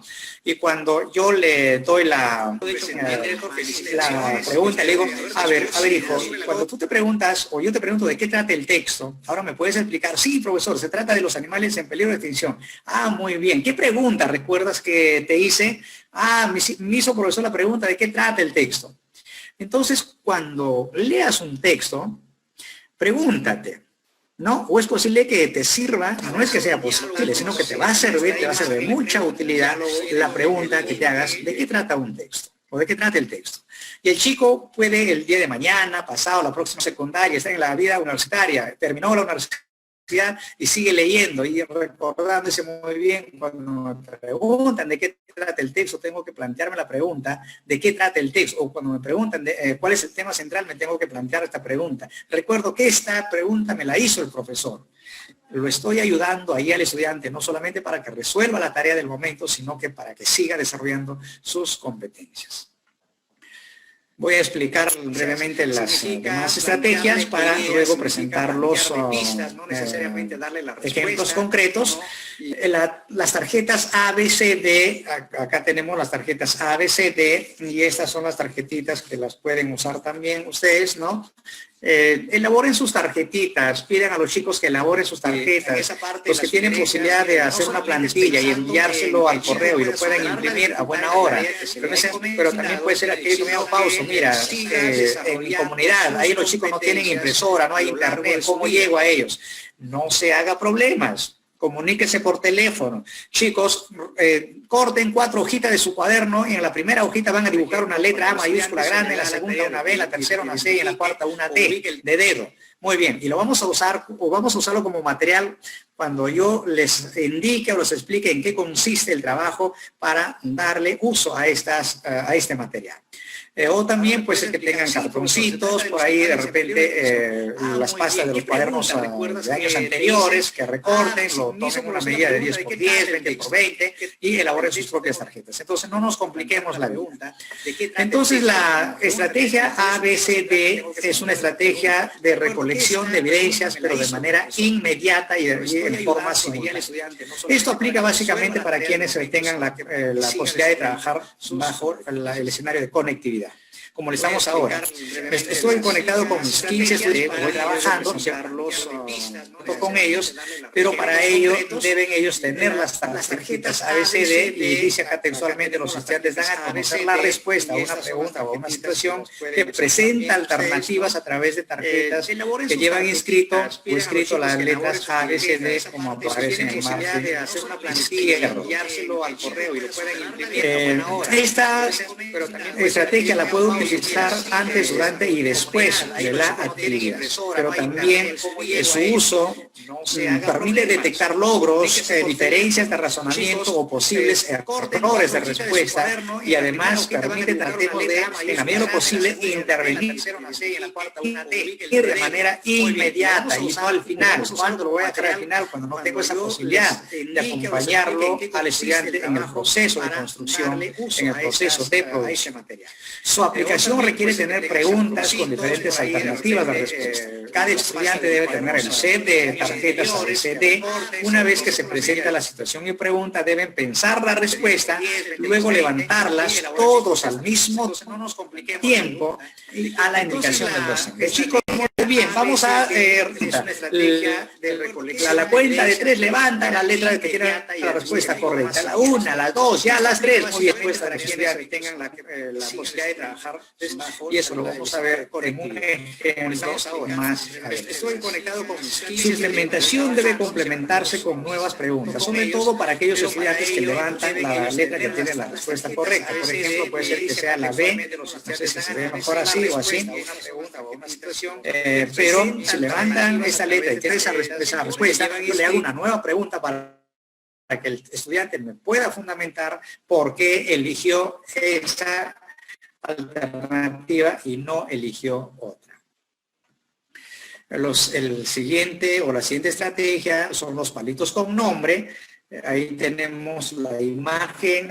Necesito de un recipiente, necesito de palito de chupete o baja lenguas, pero también puede ser que me diga, Fausto, mira, pero no te pases, no están cerradas, no, pues, no cabe, ¿no? No lleguemos a ese extremo, más bien veamos alternativas de solución. ¿Qué puedo hacer? Tengo pedazos de papel ahí que me sé en uso. Lo que hago es elaborar, le doy un diseño bonito, le escribo el nombre de mis estudiantes y ya tengo el material para utilizarlo. En tiempo de crisis, en tiempo de dificultades, mucho nos quejamos, paramos quejándonos, de todo nos quejamos, que Fausto, que no tengo acceso al internet, que Fausto, que no hay conectividad, que Fausto, que no puedo hacer esto. Colegas, está demostrado, y eso es lo que tenemos que aprender los maestros, y algunos sí sabemos sortear esas dificultades. En tiempos de crisis, colegas, es donde más debe desbordarse la creatividad en el ser humano. Tengo esta situación limitante, ¿qué hago? ¿Qué alternativas? Busco formas, busco posibilidades y nunca me encierro en el que no hay, en el que no puedo, en el que no se puede. Es difícil. No debe ser parte de nuestro vocabulario estos términos imposible, difícil. Por el contrario, más bien son oportunidades para buscar alternativas, para buscar formas, maneras, empezar a crear, como decía el director en la presentación. Nos estamos reinventando, qué bueno. Entonces vamos en ese camino. Pero sí, muchos de los maestros también ven formas, ven posibilidades y no se complican la vida. Entonces, ¿qué podemos hacer? Acá tenemos el palito con nombres. Es una estrategia de selección aleatoria que consiste en escribir el nombre de cada estudiante en un palito u otro material y usarlo para elegir al azar y otorgarle la palabra y así pueda participar. Igual que en las anteriores, o la anterior se puede utilizar antes, durante y después de la actividad. Permite comprometer al estudiante con el aprendizaje, dando la misma oportunidad de participar, pero también dándole la misma oportunidad de recibir retroalimentación. Se puede usar para activar conocimientos previos, es decir, recoger ideas sobre un tema que se va a abordar, también para chequear si es que los estudiantes han entendido la situación, han entendido la pregunta, ¿no? Para ver conceptos o respuestas a algunas preguntas. Cada palito seleccionado debe colocarse ya en un espacio que no sea el recipiente para que cuando termine la selección de los palitos, volverlos a colocar e iniciar una nueva ronda. La última, que tiene que ver con las pizarritas, que igual que las tarjetas, cada estudiante debería tener una pizarrita. Se permite recoger evidencias de aprendizaje de manera inmediata a partir de una pregunta, un desafío u otra actividad donde el estudiante responde usando las pizarritas, ¿no? Esto permite brindar retroalimentación también en el momento y modificar también mi enseñanza en ese momento, o también podría hacerlo en las siguientes actividades. Igual que en las anteriores, lo puedo usar antes, durante y después de la actividad. Y acá hay otra indicación. Las pizarritas podrían ser de acrílico en la medida que tengan la posibilidad de que los chicos lo adquieran. Pero puede ser, Fausto, mira, pero no te pases, mira, ¿cómo nos propones eso? No se compliquen la vida. Hagan que los estudiantes se consigan una hojita BOM, por ahí van a tener una hojita, una mica viejita, ¿no? Que lo puedan reutilizar. Lo meten debajo de la mica y ya tienen una pizarrita tal como lo estoy mostrando yo. Se consigan un plumoncito de pizarra para ir escribiendo y borrando la información y lo puedo utilizar tantas veces sea necesario. Entonces, igual no nos compliquemos la vida si es que no encuentran las acrílicas. Tenemos, Fausto, no hay micas. Perfecto, no hay micas. En la casa por ahí habrá una bolsa transparente que no lo usan, que cojan esa bolsa, que lo metan en la hoja y ya tienen su pizarrita. Al usarlas, estas pizarritas, es importante observar las respuestas. Básicamente, esta pizarrita va a ser de mucha utilidad para aquellos chicos o para aquellos docentes que tienen poca población estudiante. O cuando necesito que me registren información corta y no toda una explicación, porque si tengo 30 chicos, imagínense ponerme a leer las 30, hay que ser muy selectivos también en el uso, en las estrategias para ver cuál de ellas la puedo utilizar según el contexto en el que nos encontramos. Muy bien. Hasta allí, colegas, ha sido la parte informativa de lo que es retroalimentación, de lo que es la pirámide de Daniel Wilson, como estrategia, igual a las otras que también se han mencionado, y adicionalmente era la pirámide de Daniel Wilson. Entonces, en esta actividad, colegas, voy a usar la Daniel Wilson, voy a utilizar las letras ABCD, voy a usar los palitos con nombre y voy a utilizar las pizarritas y quiero que presten atención. He tomado una de las actividades de primaria, que es de la semana 10, día 2, ya quiero que entendamos que acá no está en cuestión, que no está en discusión el nivel, la actividad, que por qué es de primaria, que por qué es de cuarto grado, que por qué no pudo haber sido de primero, que por qué no pudo haber sido de quinto año secundaria. No va por ahí la lógica del trabajo de esta presentación, sino más bien esto debería usarlo con inicial. También podríamos usarlo en nuestras actividades en secundaria desde el área o las diferentes áreas con las que trabajamos, ¿no es cierto?, de acuerdo a su especialidad.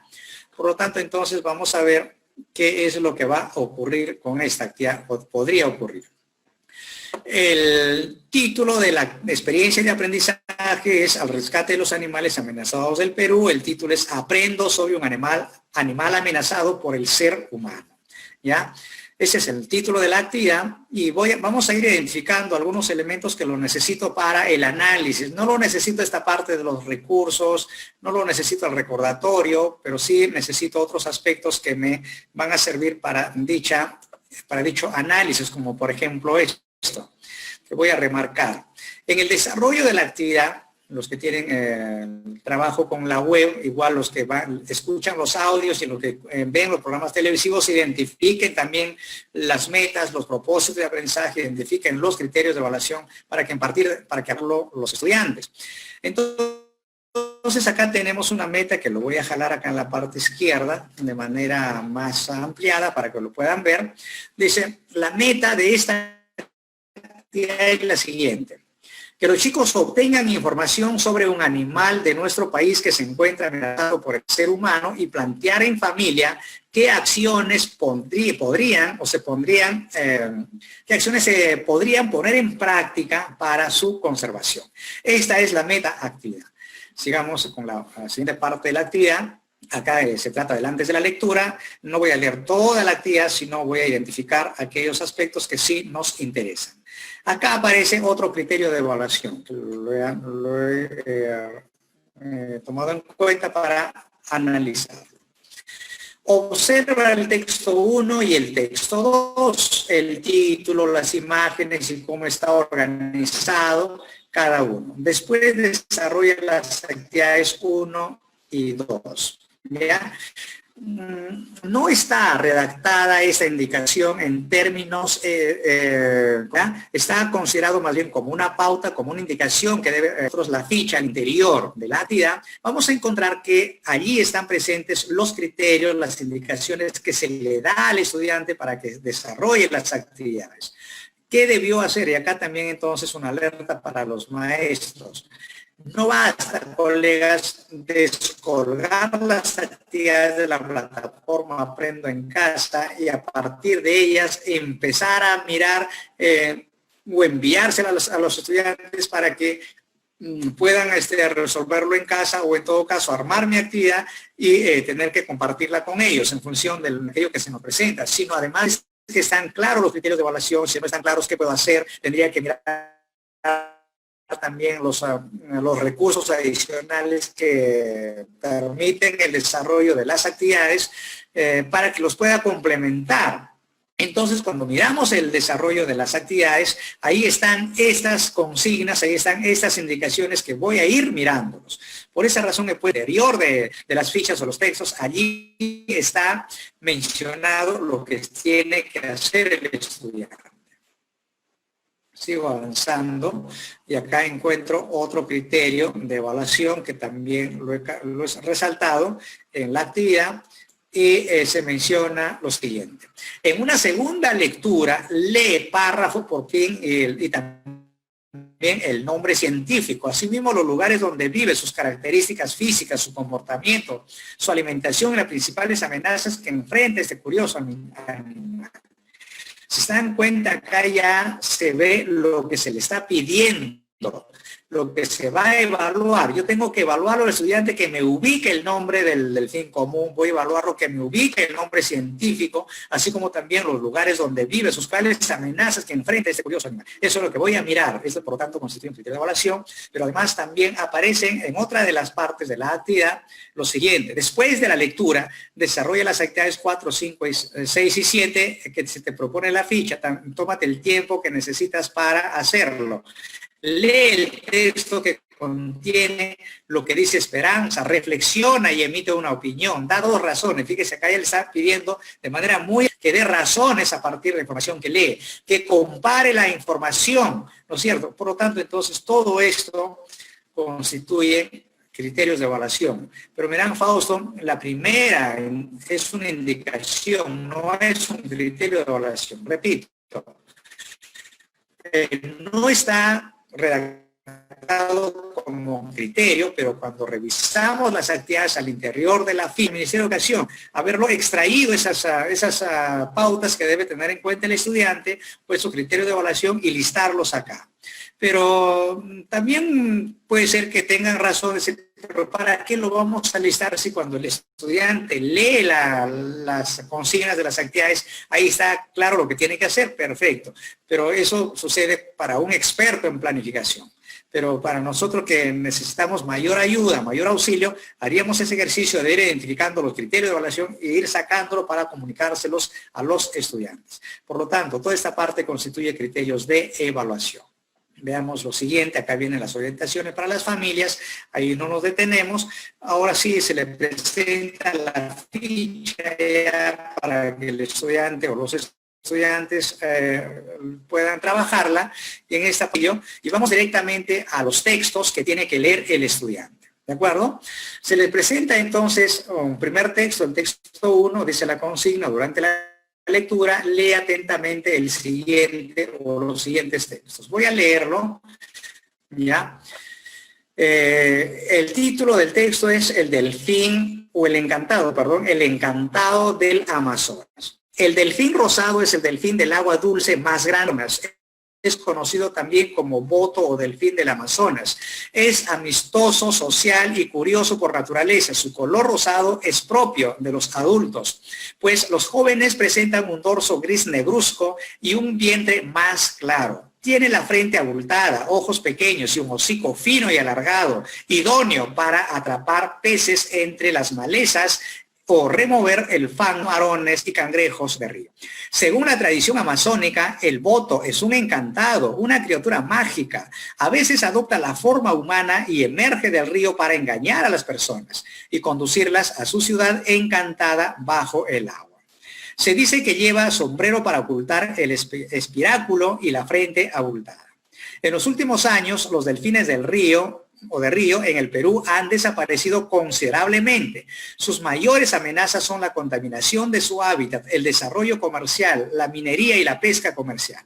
De no tomar acciones para su conservación podrían desaparecer. Por ello, urge conservar a estos seres mágicos. De paso, estaríamos protegiendo también a las nutrias, los manatíes y a las tortugas que comparten su hábitat. Adaptado de National Geographic, España, 2016, delfines del río Amazonas. Luego aparece ahí en la parte media derecha. Recuerda, el texto que acabas de leer se encuentra organizado en párrafos. Un párrafo está formado por un conjunto de oraciones que tratan de un mismo tema.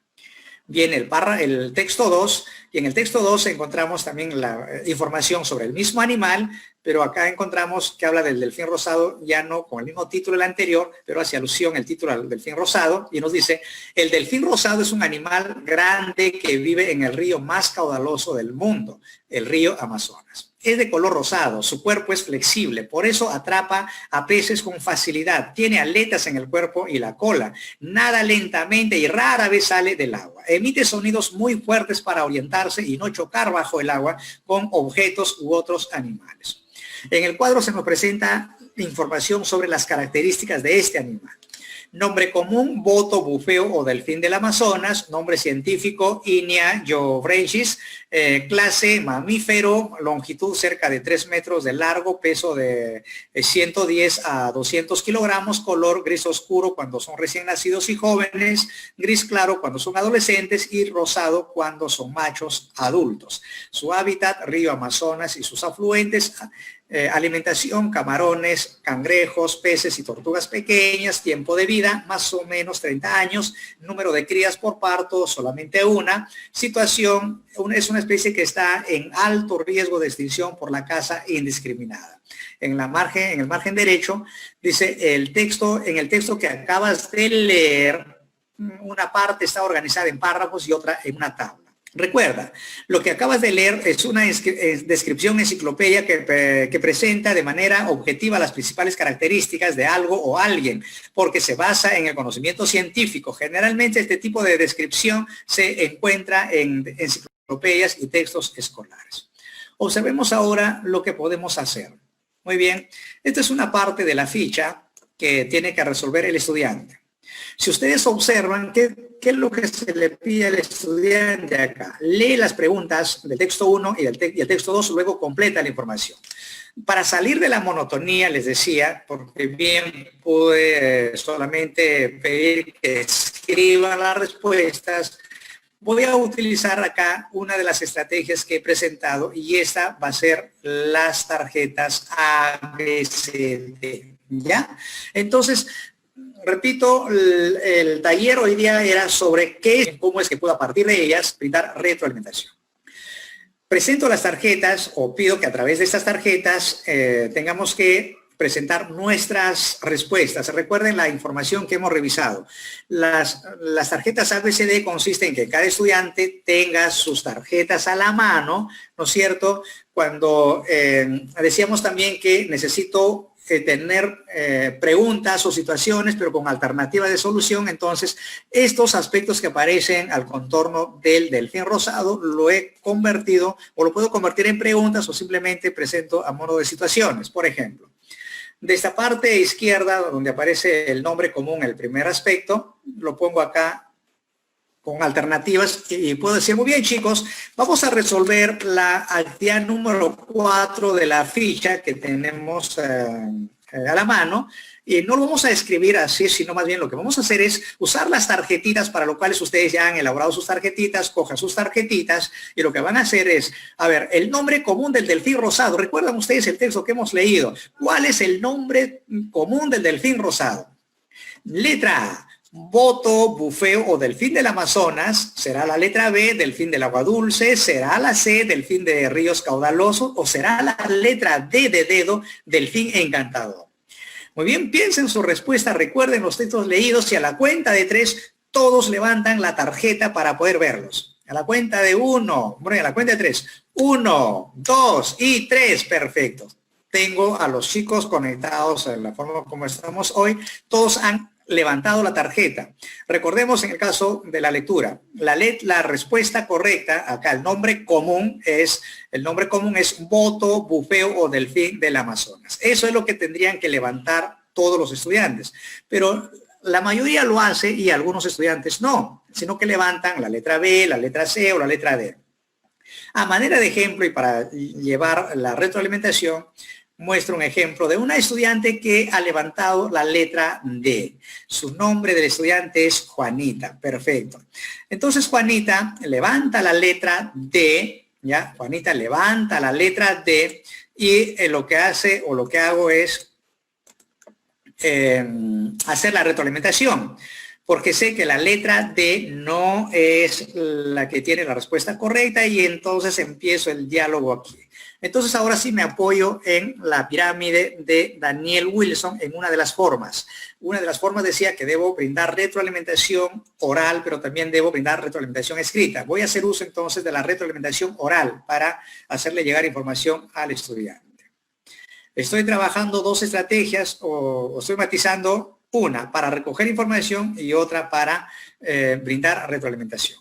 Por lo tanto, entonces, inicio o podría iniciar el diálogo de esta manera. Docente, Juanita, vuelve a leer los dos textos. ¿En qué parte de los textos dice que el delfín rosado se le conoce con el nombre de delfín encantador? Muy bien. ¿Qué estoy haciendo acá? Le estoy llevando a Juanita al origen del error, porque eso es lo que tengo que hacer para hacerlo reflexionar al estudiante. Y el estudiante al leer el texto, o al leer los dos textos, dice, en ninguna parte. Y no me quedo allí como docente, no le digo, genial, te diste cuenta, entonces cambia tu pregunta o cambia tu alternativa. No le digo eso, sino que continúo con el diálogo reflexivo y por lo tanto podría continuar de esa manera. Si te detienes en el primer párrafo del texto 1, encontrarás información que te sirva para responder a la pregunta. Le estoy dando una pista, pero no le estoy dando la respuesta, ¿ya? Porque estoy dándole una pista. Y la niña cuando lee, ¿no es cierto?, la parte que se le está indicando que lo haga, responde sí. Podría decir sí, profesor, sí, miss. Allí dice que el delfín rosado es conocido como boto, delfín del Amazonas, pero no está bufeo. ¿Y por qué se da cuenta que no está bufeo? Porque la alternativa A dice boto, bufeo o delfín del Amazonas. Y en el cuadro lo que va a encontrar, o en la primera parte del texto 1, lo que va a encontrar es boto y delfín del Amazonas, pero falta bufeo. Entonces cuando lee el cuadro 2 o el cuadro del segundo texto, es allí donde va a encontrar, pero por lo tanto entonces no lo dejo ahí al estudiante, continúo con el diálogo. Si lees ahora el cuadro 2 del texto, encontrarás lo que necesitas, le llevo, le doy pista, pero no le digo dónde está la respuesta. Y el estudiante dice, sí, gracias profesor, pudo haber terminado este diálogo con aquello que estoy compartiendo. Entonces, esta es la forma como debo brindar retroalimentación. Acá encontramos una respuesta incorrecta, pero veamos ya con otro aspecto, vamos con el nombre científico en otra lámina, cómo tendría que, o qué tendría que ocurrir, ya, qué tendría que ocurrir para que siga brindando retroalimentación, pero en este caso a un estudiante, pero que tiene la respuesta correcta. Por lo tanto, entonces, cojo la otra situación. Ya trabajé el nombre común, voy a trabajar ahora el nombre científico del delfín rosado. Presento las alternativas, ya, en base a la información del texto leído. En función del texto leído. Y entonces, nuevamente, muy bien chicos, a ver, el nombre científico del animal rosado, piensen chicos, después de la lectura que hemos hecho, será Inia geofrensis, será manatíes, será delfín del río, ¿Cuál de las alternativas será? Piensa en su respuesta. Y bueno, a la cuenta de 3 me levanta la tarjeta que cree que tiene la respuesta correcta. A la cuenta de 1, 2 y 3, perfecto. Todos en la pantalla han levantado la tarjeta, se le visibiliza. Unos han levantado la respuesta correcta, otros han levantado una incorrecta. Voy a mostrar acá un ejemplo de un estudiante que ha levantado la letra que tiene la respuesta correcta. Mal haría yo como maestro decirle, felicitaciones, Sergio, felicitaciones, Sergio, lo lograste, eso es. No, colegas, porque no le ayudo, sino que yo, a partir de esa respuesta que es correcta, yo hago que se dé cuenta por qué es correcta y por qué la eligió. Y por lo tanto, entonces digo, Sergio, ¿estás seguro que la letra B contiene la respuesta correcta? Porque puede ser que también hayan mirado las respuestas los compañeros en la pantalla y hayan bajado y levantado de nuevo. Entonces, para corroborar si Sergio está seguro de su respuesta, le hago esto, le hago esta pregunta y el estudiante me dice, sí, profesor, perfecto. No me quedo allí, sino que continúo con el diálogo. Docente, ¿qué te hace estar seguro de tu respuesta? ¿Qué te hace estar seguro de tu respuesta? Y él me responde, en el texto 2, profesor, dentro del cuadro, allí está la respuesta. Entonces yo estoy corroborando, pero no me quedo allí, no le digo, perfecto, te diste cuenta, que eres un genio, eres inteligente, igual que tu profesor, ¿no? Sino que sigo con el diálogo. Excelente, Sergio. Efectivamente, compruebo que en el texto del cuadro 2 nos da a conocer el nombre científico del delfín rosado. Fíjese, no le dejo con excelente, Sergio, sino que además estoy ofreciendo la información para que él contraste que sí, pues efectivamente la respuesta que da la encuentra en el texto y es confirmada por el docente. Vamos con la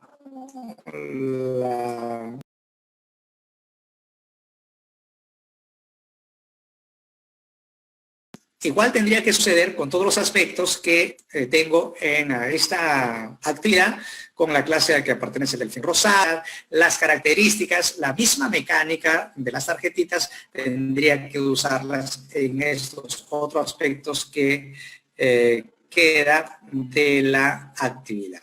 Pero a manera de ejemplo solamente he mostrado 2 de los aspectos. Vamos con una siguiente parte de la actividad, que es la número 5. Esta es una actividad o es una imagen compartida por el estudiante con el docente y se le pide la pregunta acá en la margen izquierda o por esta izquierda, ¿no? La 5 dice, ¿cuál de los siguientes aspectos se mencionan en ambos textos? Ahí tienen los 3 aspectos, pero dice, ¿cuál de los siguientes aspectos se mencionan en ambos textos? Escoge la respuesta correcta y escríbela en tu cuaderno o en una hoja que estás utilizando. Ajá. ¿Cuál de los siguientes aspectos se mencionan en ambos textos? Muy bien. Recordemos la información de los 2 textos leídos. Entonces, el primer aspecto, el delfín rosado es amistoso y curioso. Eso aparece solamente en el primer texto y no aparece en el segundo texto. Descartada esta información. La situación de amenaza del delfín rosado. Ah, muy bien. Esta es la que aparece entonces como aspecto común en ambos textos. Por lo tanto, descartado, el delfín rosado es un ser mágico que aparece solamente en el primer texto. Acá le están pidiendo que elija la respuesta por aquella información que aparece en ambos textos. ¿Y qué responde el chico acá? El chico responde, el delfín rosado es amistoso y curioso. Eso es lo que responde el chico. Entonces veamos ahora la estrategia que voy a utilizar y también la retroalimentación que voy a desarrollar con el estudiante. Y en este caso voy a utilizar la escalera de Daniel Wilson. La escalera de Daniel Wilson voy a utilizarlo para desarrollar la retroalimentación con este estudiante que respondió del modo que el que lo hizo. Recuerdan que clarificar significa clarificarme yo, maestro. Yo quiero saber por qué el estudiante puso esta respuesta y no puso la correcta. Y veamos el diálogo cómo empiezo. Vamos a presentar primero los pasos, que son los 4, y vamos entonces ahora sí a iniciar con la fase o el paso de clarificar. Voy a clarificarme yo. Docente, si menciono el nombre del estudiante, mejor, ya si es que sé de quién es. En este caso no lo tengo el nombre, así me lo compartieron la imagen solamente para poder compartirlo con ustedes. Entonces, inicio el diálogo. Lee nuevamente la pregunta 5. Si es Carlos, Carlitos, por favor lee la pregunta número 5. ¿Qué te piden? Y el estudiante al leer obviamente lo hace. La pregunta es ¿cuál de los siguientes aspectos se mencionan en ambos textos? Escoge la respuesta correcta y escribe en tu cuaderno o en la hoja que estás utilizando. ¿De acuerdo? No me quedo con la respuesta del estudiante, sino que sigo con el diálogo.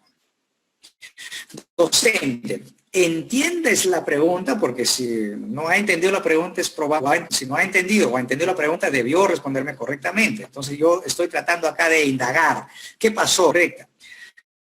Entonces el estudiante, frente a la pregunta que le hago, ¿entiendes la pregunta? El estudiante dice, no entiendo.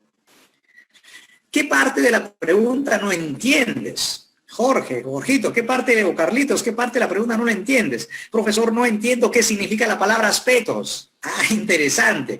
No entiendo qué significa la palabra aspectos. Entonces, eso ya me da información a mí de estar seguro, de estar claro de por qué no eligió la respuesta correcta. Por lo tanto, entonces digo, ahora entiendo, ¿no es cierto? Es decir, ahora estoy claro, pero en mi diálogo interno.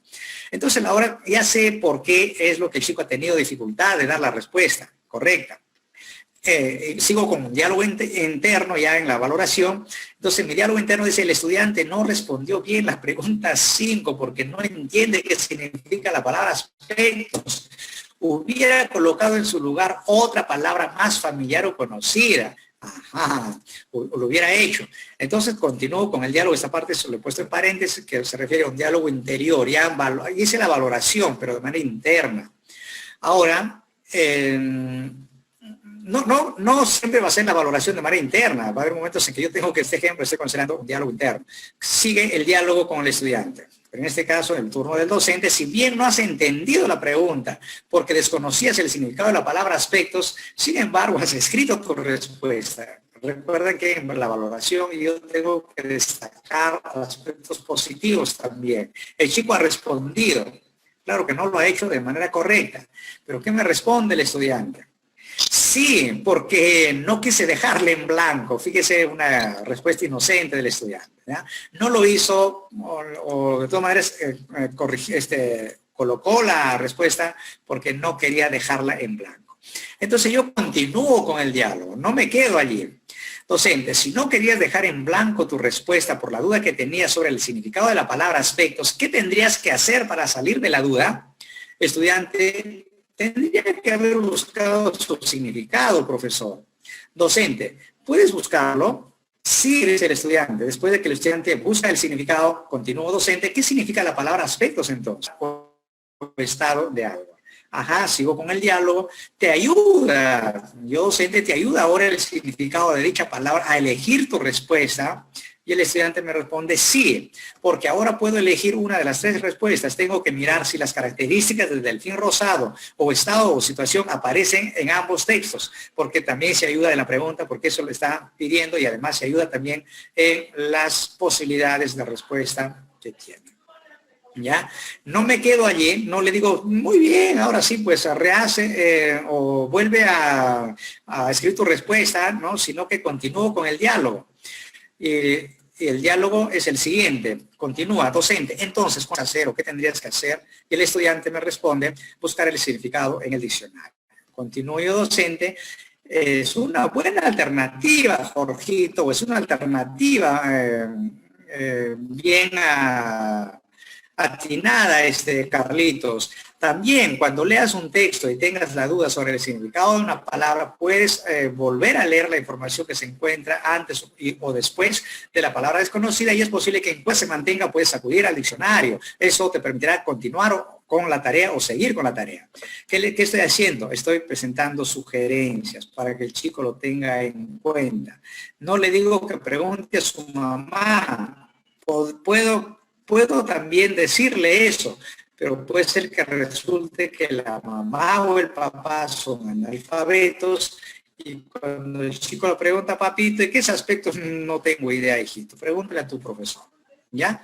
Entonces, allí he presentado la escala arriba. Y lo que yo observo acá es un cambio brusco, un pase brusco. Tengo que, por ejemplo, iniciar con el diálogo en el caso de la parte destacado en azul, finalizo y luego paso a valorar, pero termino y luego paso a establecer o expresar inquietudes y lo que pasa es que no me da una idea clara o no tengo la secuencia o el curso que debe seguir para no perderme. Por lo tanto, entonces voy a permitirme mostrar una adaptación que hice de esta estrategia. Me va a disculpar Daniel Wilson, pero a mí me funciona mejor así, ¿ya? ¿Qué hice? Me tomé el atrevimiento de hacerlo. He tenido que invertir la escalera, ¿ya? Eso es una idea loca que se me ha ocurrido, pero me funciona. Y si es que les funciona a ustedes, háganlo. Y si no les funciona, sigan con la propuesta. Lo pongo al final, si no lo pongo arriba. Después, ¿por qué razón? Porque cuando yo inicio el diálogo, fíjese, ahora los pasos de clarificar se conecta con la siguiente fase o el siguiente paso. Es decir, inicio el diálogo, ya no lo voy a volver a leer porque esa información la hemos leído en la lámina anterior. Lo que estoy haciendo acá es presentar más bien de una manera invertida, ¿no? Entonces termino mi diálogo con la parte de la primera, que es clarificar, y continúo inmediatamente con lo que está en fucsia, que refiere a valorar, y así vamos avanzando de manera vertical, de una manera secuencial, lógica, sin cortes, sin cambios bruscos o pasos bruscos de una etapa o de un paso a otro. Repito, trabajen con la idea inicial de Daniel Wilson, ¿ya? Pero particularmente a mí se me funciona.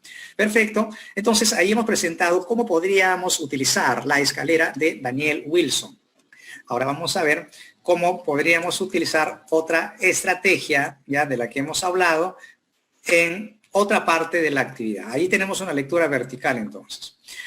En otra de las actividades, en la numeral 7 de la ficha, me dirán, Fausto, pero tanto tienen que resolver los chicos. Muy bien, gradúen ustedes, está en sus manos, colegas. No porque el ministerio, eso dice el ministerio. Adecúen, adapten, contextualicen. Si la ficha tiene 15, 20 ejercicios o no tanto ejercicios, 20 actividades, vean ustedes cuáles de ellas podrían considerarla. Me dicen, Fausto, pero mira, de 15 o de 10 es demasiado trabajarlas todas. Elijan ustedes. Ustedes son los que van a trabajar con los chicos. Lo pueden trabajar una parte hoy día, una parte la otra actividad. Dosifíquenlo, también podrían hacerlo, pero todo está en manos de ustedes, colegas. Vamos a utilizar ahora otra de las estrategias que me falta, usando los palitos con nombre. Acá 2 dice, ¿por qué el autor ha elegido un cuadro para presentar las características del delfín rosado? Escoge la respuesta correcta y escríbelas en tu cuaderno o en una hoja que estás utilizando. Entonces, ¿qué tiene que hacer el chico? Elegir las 3 alternativas o una de las 3 que se le da acá como opciones. ¿Por qué el autor ha elegido un cuadro para presentar las características del delfín rosado? Le están dando por qué. Entonces, porque el cuadro explica, no es todo. Entonces, descartado en la opción de amarillo o de naranja. Porque el cuadro muestra ordenadamente las características del delfín rosado, esa es la mejor alternativa. Porque el cuadro grafica el hábitat y el comportamiento del delfín rosado, no solamente eso, sino todas las características, descartado la primera y la última opción. Entonces, vamos a utilizar los palitos con nombre para recoger información y brindar retroalimentación. Acá tenemos el recipiente con los palitos y la maestra lo que hace, o el maestro lo que hace es coger un palito y saca el palito de Carlos Malca. Recuerdan que decíamos hay que sacar los palitos, ubicarlos a un lado para que dé lugar a sacar los demás y colocarlos igual. Una vez terminado lo volvemos para continuar con la intervención o interacción. Muy bien. Carlos Malca, en el texto 2, ¿por qué? Vuelvo a leer esto porque acá sí no aparece la evidencia, sino que es en el diálogo mismo que aparece. Acá entonces cojo el palito, sale Carlos Malca y le digo, en el texto 2, ¿por qué el autor ha elegido un cuadro para presentar las características del delfín rosado? Escoge la respuesta correcta. Y Carlos Malca elige la respuesta porque el cuadro grafica el hábitat y el comportamiento del delfín rosado. Es decir, ha elegido la opción incorrecta.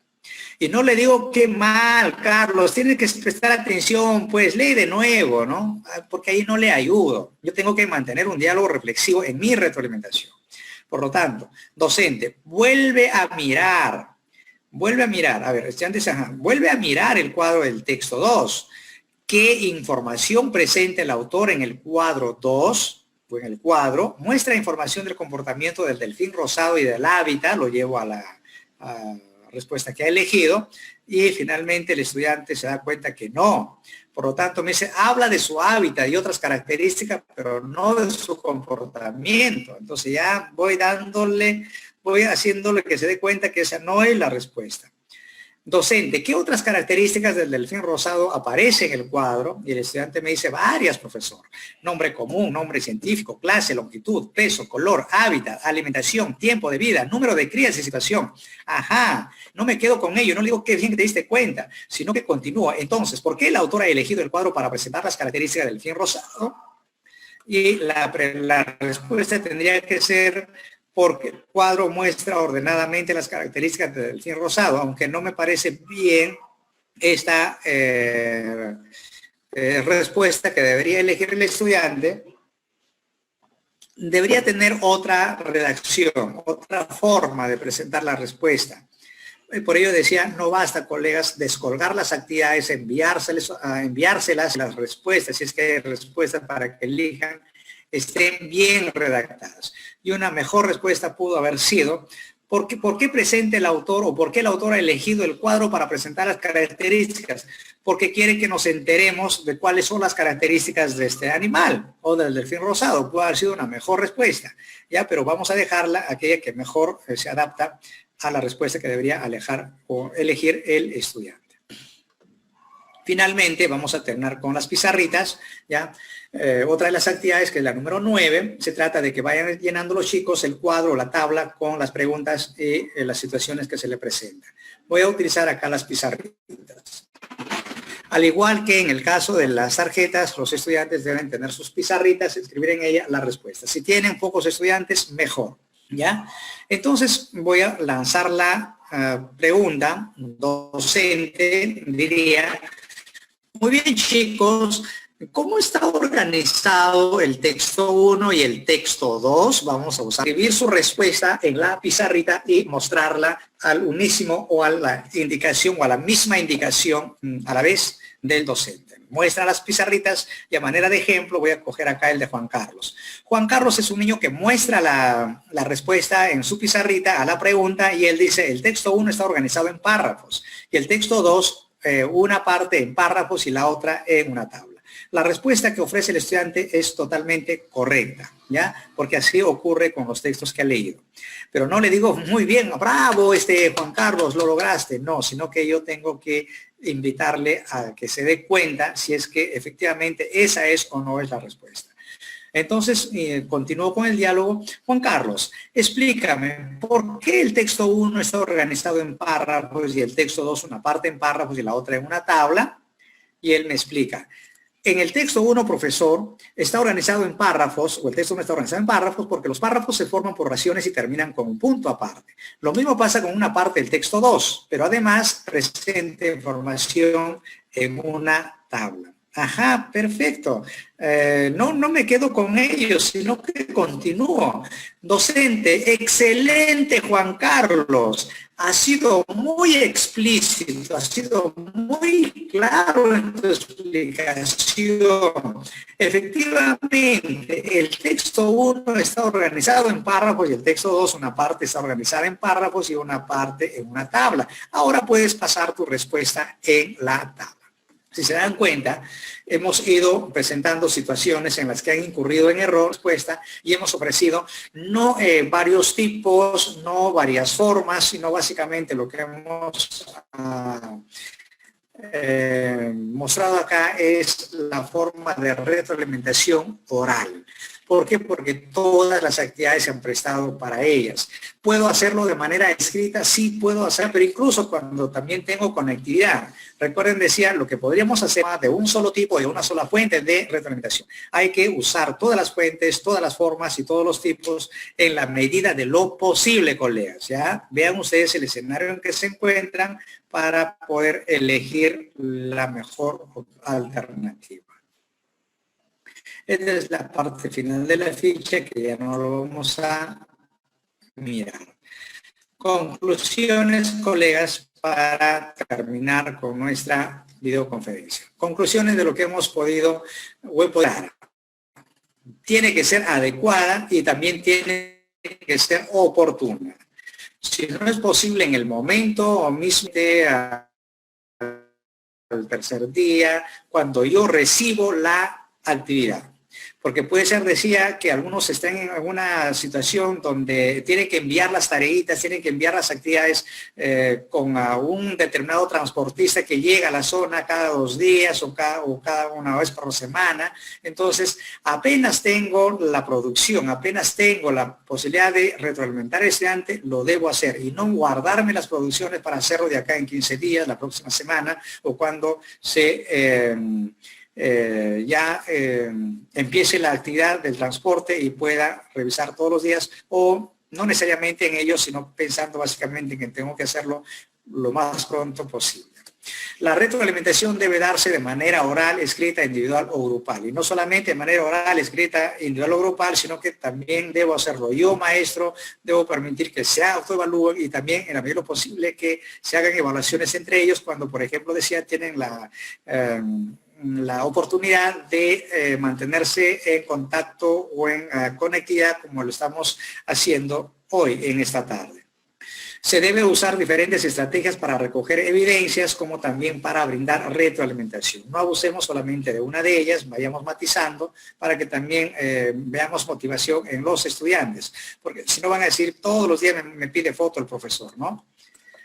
Siguiente, la retroalimentación debe darse sobre la base de los criterios de evaluación y no sobre otros aspectos que no han sido comunicados a los estudiantes. Como decía, por ejemplo, sobre decir que presenta el trabajo puntualmente, ¿no? Eso nada tiene que ver. Se debe establecer o se debe retroalimentar sobre las dificultades del estudiante, pero no solamente sobre ellas, sino también sobre los logros, progresos y avances. Muy bien, colegas. Les dejo ahora una pequeña frase para terminar, o comparto con ustedes esta frase.